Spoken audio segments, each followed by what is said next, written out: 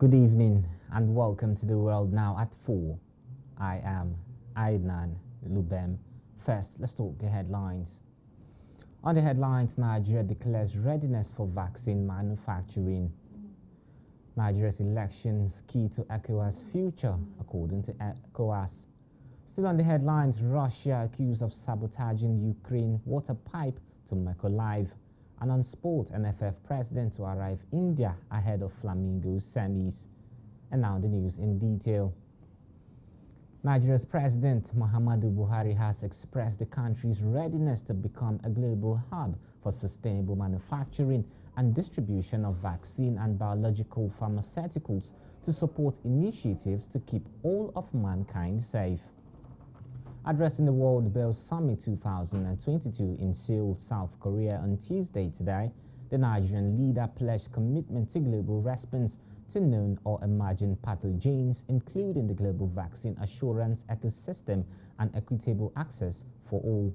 The president also called for the speedy takeoff of local production of mRNA vaccines after the World Health Organization, that is WHO, selected Nigeria as one of the 6 African countries to receive technology needed to produce the vaccines. He told the meeting, jointly convened by the government of South Korea and WHO, to discuss the future of vaccines and biohealth across the globe, that Nigeria would continue to explore bilateral, multilateral, and other opportunities for cutting-edge technology as a center of excellence for vaccine manufacturing and distribution. He added that Nigeria's comparative advantage is also supported from our experience in human and animal vaccine production record since 1924, when colonial authorities produced WHO-certified smallpox, yellow fever, and anti-rabies vaccines locally. In a related development, President Muhammadu Buhari has expressed his displeasure at the height of misinformation in the country, calling it a constant battle the government faces. He said this at the official opening ceremony of the 11th session of the week-long UNESCO Global Media and Literacy Week, holding in Abuja, the nation's capital city. Being represented by his Chief of Staff, Ibrahim Gambari, the president aired his concern while not forgetting the great help technology and social media offers. The president also pledged his full support to MIL while looking forward to a successful Abuja Declaration, which is centered on global financing for media and information literacy. Earlier, the Minister of Information and Culture, Lai Mohammed, enjoined all present and by extension everyone to shun social media vices as well as hate speech. Civil society organization in Nigeria under the umbrella of National Coalition on Improved Delivery Services, that is NACOIST, have enjoined President Muhammadu Buhari to urgently appoint the recently cleared resident electoral commissioners, that is REC's nominees. This, they said, is imperative to fill the existing vacuum created due to their non-engagement. The national leader of the group, Prince Chris Azor, made the statement in Akwa, Anambra State, southeast Nigeria, saying it was long overdue. Azor emphasized that the RECs plays vital roles in conducting electoral activities at the sub-national level. It would be recalled that the President of the Senate, Ahmed Lawan, at plenary session of Tuesday, 26 July 2022, notified lawmakers of the request of President Muhammadu Buhari on Senate's confirmation of the nominees for appointments of RECs of INEC. The Senate, following the consideration of the report of its committee on INEC after a screening exercise, approved 19 persons for appointment as resident electoral commissioners, that is RECs, for the Independent National Electoral Commission. The chairman, Senator Kabiru Gaya from APC Kano State, while presenting reports of the committee at the plenary session of Wednesday, 5th October 2022, explained that the confirmation of the nominees was in line with Section 154, subsection 1 of the 1999 Constitution. When we return, news from other parts of Africa. Stay with us.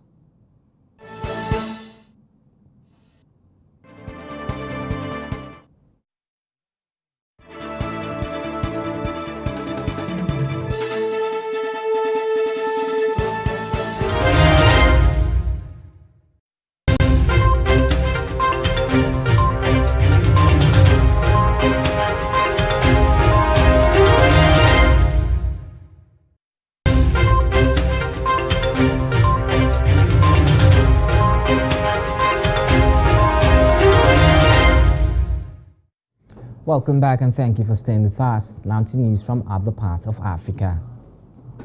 Ahead of the 2023 general elections, the Economic Community of West African States, ECOWAS, has said Nigeria must get it right for the sake of the entire continent. The Commission therefore said it was concerned about the success of the poll due to Nigeria's influence in the region and Africa as a whole. Director Political Affairs ECOWAS Commission Remi Ajibewa stated this in Abuja when a delegation of ECOWAS pre-election fact-finding mission to Nigeria led by Kwadwo Afari Gang, former chairman Electoral Commission of Ghana, visited the Independent National Electoral Commission, that is INEC, headquarters. Ajibewa said they were in Nigeria for fact-finding ahead of the country's 2023 general elections, in line with ECOWAS Supplementary Protocol 2021 to observe elections in Nigeria.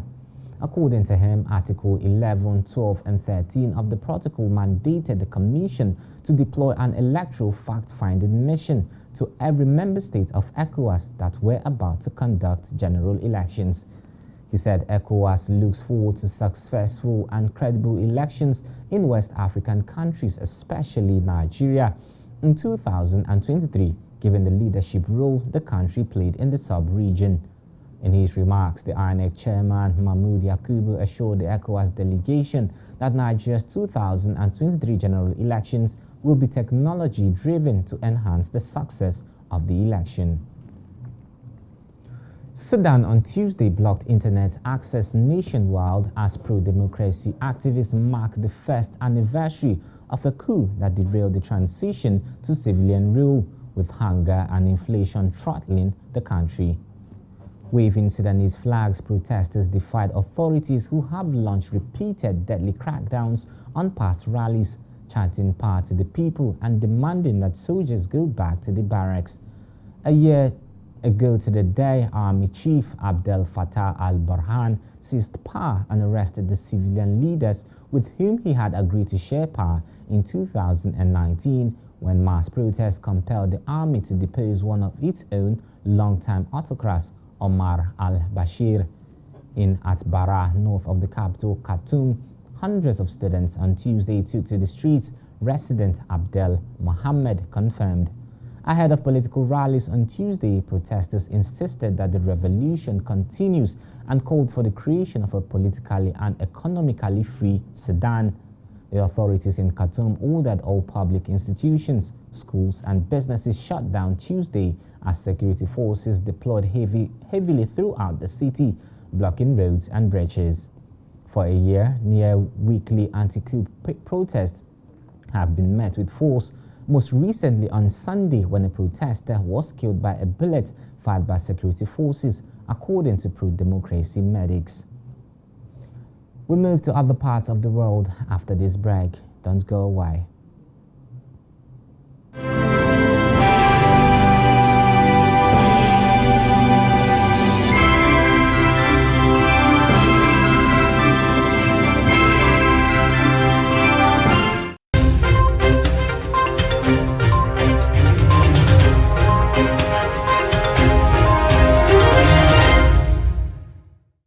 Welcome back and thank you for staying with us. You're still watching The World Now at 4 on Hughes TV.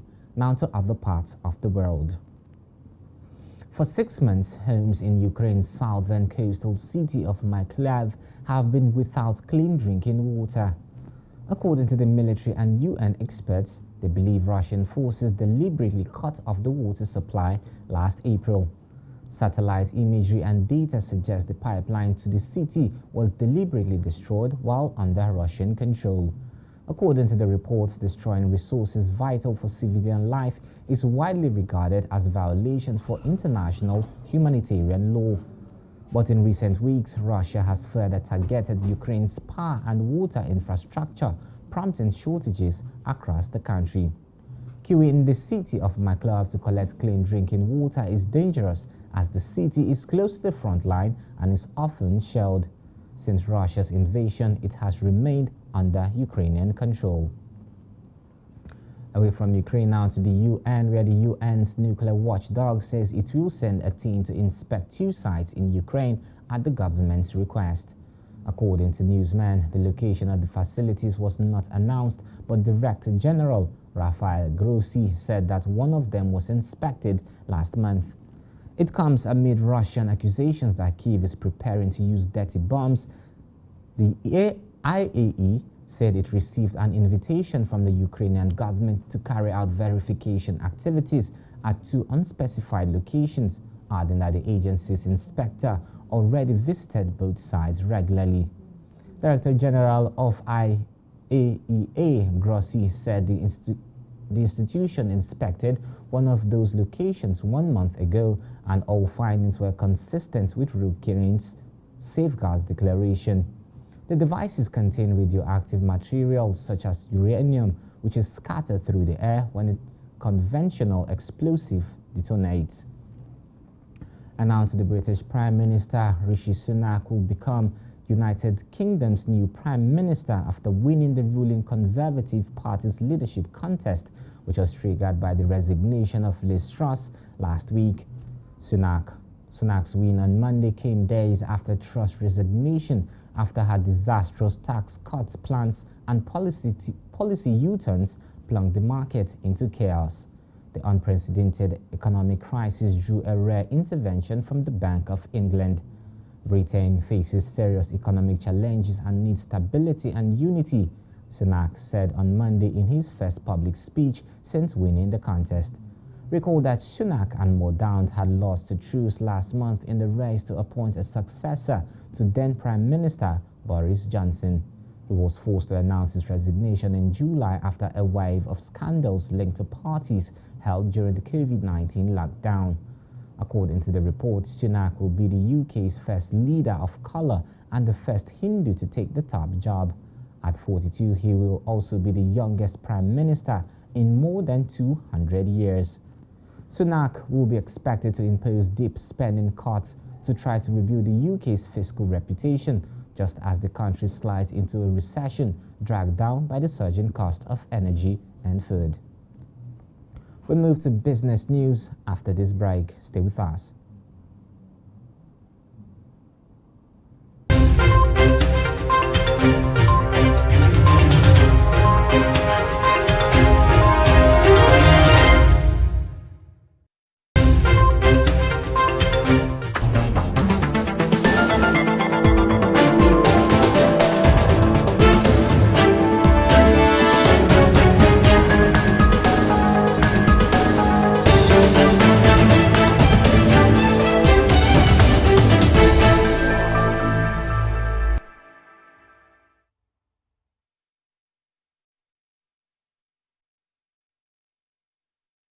Welcome back and thank you for staying with us. Now to business news.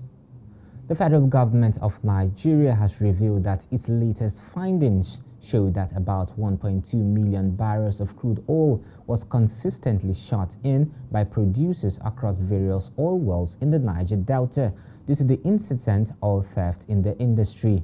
It also stated that current statistics showed that the volume of oil lost to theft in Nigeria was about 100,000 barrels per day, translating to an estimated 3 million barrels every month. The government disclosed this through its Nigerian Upstream Petroleum Regulatory Commission at the press briefing in Abuja, the nation's capital, as it further stated that the country's gas reserves had risen to 208 trillion standard cubic feet. Common Lafayette stated that based on NUPRC's target of getting about 40 to 50% of the shut-in volumes, the government would be able to add about 500,000 barrels to what the country was currently producing. He stated that the projection had hit over 2 million barrels and surpassed OPEC's, that is the Organization of Petroleum Exporting Countries, quota. He stated that based on the engagement with the investors in the sector, the Commission observed that the oil firms were still willing to restart production in the short-in wells despite the transition to renewable energy. Still to come on World Now at 4 is sports news. Stay with us.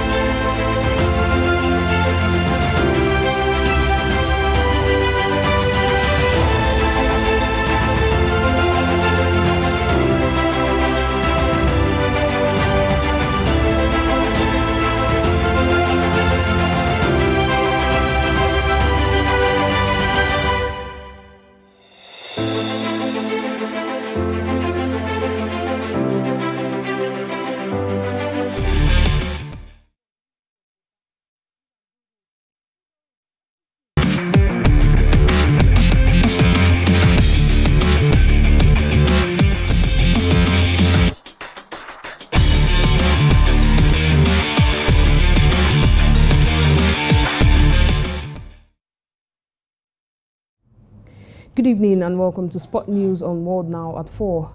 I am Memo Cynthia Asoya. Now to sports.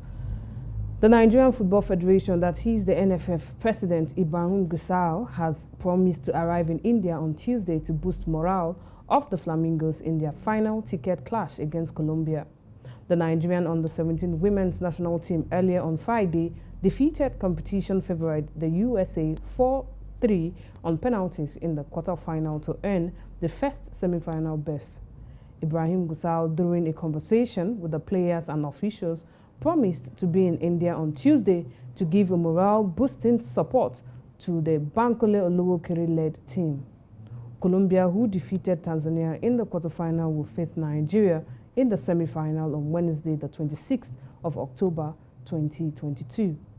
Carlos Panegura's girls, who finished as runner-up in the under-17 CONMEBOL Championship, has already had its best run in the tournament by making it to the semi-final.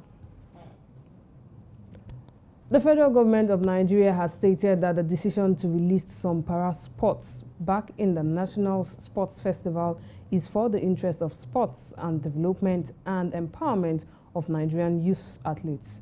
The Ministry of Sport had delisted para-sports from participating in the 21st National Sports Festival, while affected athletes staged protests in Lagos, which attracted public outcry. The Ministry of Sports was therefore forced to rescind the earlier decision on Monday to include some of the games to participate in the 2022 National Sports Festival. And now to the Premier League, where Alex Iwobi is officially the best passer of the ball in Premier League according to the league's official website, with the Everton midfielder topping the ranks as a forward. The Nigerian international is also the joint second player with the most assists in the EPL. Iwobi put up a masterclass performance against Crystal Palace on Saturday as he sprinkled his creative passes, assisting 2 goals and spraying forward passes throughout the game in the Toffees' 3-0 win. He had 53 touches, 3 key passes, 87% pass success rate, created 2 big chances, 13 final third passes and 2 successful long balls. Defensively too, the former Arsenal man had a 100% tackle success rate and 4 balls recoveries to emerge as the man of the match. Aston Villa has appointed Unai Emery as a manager following the sacking of Steven Gerrard. Former Arsenal boss Unai Emery, who had been in charge of Spanish club Villarreal, will take over at Villa on 1st of November. Villa has paid a £5.2 million buyout fee to Villarreal for the 50-year-old. Caretaker Aaron Danks will again take charge at Newcastle this week after Gerrard was dismissed last week following a 3-0 Premier League defeat by Fulham. Villa said Emery, who would have been out of contract at Villarreal last summer, will begin work next week after his work permit formalities are completed. And that's your sport news on World Now at 4. Back to Aina Luben for the rest of the news. I am Memo Cynthia Asoya.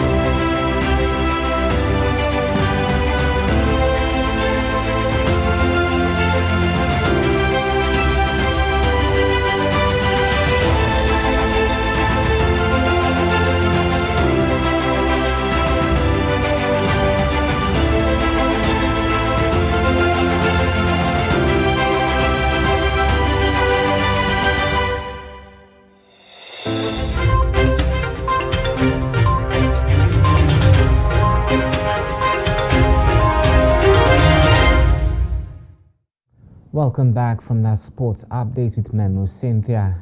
And that's World Now at 4. But before we go, here are the headlines once again. Earlier we told you Nigeria declares readiness for vaccine manufacturing. ECOWAS restates commitment to Nigeria's election. On the world stage, Russia accused of sabotaging Ukraine water pipe to Mykolaiv. While on sport, NFF presidents to arrive India ahead of Flamingos semis. Remember to visit us on Facebook, Instagram and our YouTube channel at Hills TV. I am Adnan Lubem. Thank you for watching.